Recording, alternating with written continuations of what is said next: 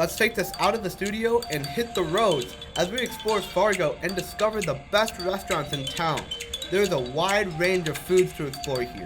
We will help you discover some delicious food finds in this new series that we like to call Fargo Food Tour.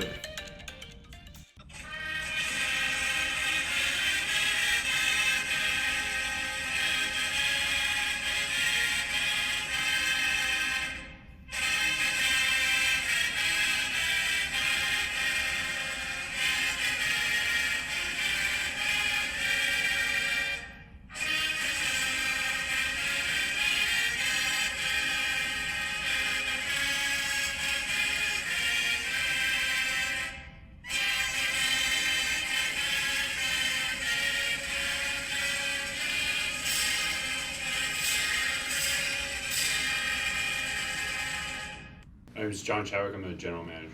Brent Tavine, co-owner and managing partner of Herd&Horns.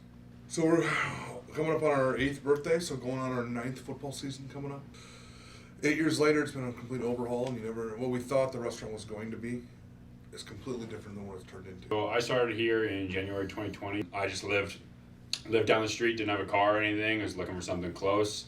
I knew how to cook. I know that I like doing that, so started out here. So yeah, took that opportunity. Officially started as GM March 2022. When I got done playing football, I got in the restaurant business a little bit. I was working at the old Broadway, Buffalo Wild Wings, a couple of bars around town. And the gentleman that owns the building came to us with an idea of he wanted to create a sports bar on the campus of North Dakota State and make it a part of the community, trying to create its own little maybe dinky town-like environment of Minneapolis. And he was missing, kind of a anchor tenant here to kind of do that. And we got the bright idea that, hey, let's own a restaurant, let's own a bar. It'll be a lot of fun, and it has been. Herd&Horns, the name. Man, we went through a lot of different names, and some of the names that we came up with might have been trademarked, or different other restaurants were using it. So we really got back to kind of what are we? We're the herd, right? And so just kind of put that together. Obviously, it was going to be a Bison theme of some sort, but I don't know what it was. Someday somebody just said Herd&Horns, and away we go. The most challenging thing is truly the staffing, but when we get to have student athletes that have worked for us and they wind up graduating, and we're able to help them get an internship, or we're able to help them get a job, or they come back in here 3 years later for homecoming, and you have that sense of camaraderie with the staff. Of coming into work and enjoying who you're working with and working together and accomplishing a goal together. A lot of people, it's their first job, right? And so we get to train them in what our culture is, the culture that John's created here.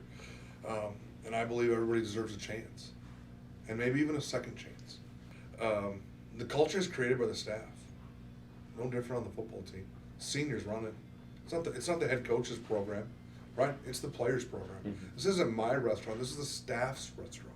It's the work ethic and the desire, and to just want to be around people. For students and for people that are going into the workforce, to be able to have a conversation with somebody that you don't know is important. Not just, hey, what can I get you to drink? It's, hey, how's your day? What's going on? What brought you into Herd&Horns today? Those are the little things that will ultimately make this place better. Yeah, I'd say those are the biggest points. There's just attitude, willingness to work, and willingness to learn, is to just being coachable. And so if you're gonna create a restaurant, if you want to do something, what's your connection to what you're trying to do? And ultimately, what is your why? Why are you doing this? Okay, we want to do it to make money. Okay, we all want to make money. But why are you doing it? You got to be passionate about it. This is hard. What is your why? Why are you trying to do this? As an ownership, we wanted to be a part of the campus, the community, right? Yeah, so the studio was created, with one of our partners owning Spotlight Media in town, and he and one of the other guys had this idea of, creating the studio so we could host radio shows here, coaches shows here, have it be available to the BID network to be able to help them with their learning process, right? And giving them a place where they could get real world experience while still being on campus, right? And so that's why it was created. That's what it was done. We've done a lot of different things on it. There's been a lot of podcasts done on it. Bison football and basketball coaches shows have been there. So a lot of just little things like that. We're open 11 to midnight, Sunday through Tuesday, and Thursday through Saturday, and then Wednesday we're open 11 a.m. to 2 a.m. Cheers. All right, we're about to try these pizza rolls. Yeah, no, it's good. I love pizza rolls. This is a great day for me. Wow. Has so much flavor to it. It is amazing. Probably top 5 burgers ever. Burger, great. Lovely. It's juicy. It makes me happy. Also, these fries are really good. These are so much better than McDonald's. You know, sometimes you go to the McDonald's, you get those soggy ones, and you're like, nah. Every single one of these are crispy and perfect. Dessert time. The amount of smoothness in the center plus the crunchy outside and a mouthful of sweetness.